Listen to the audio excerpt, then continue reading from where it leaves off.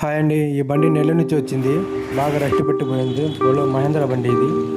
దీనికి contract basis తీసుకుని చేసాం.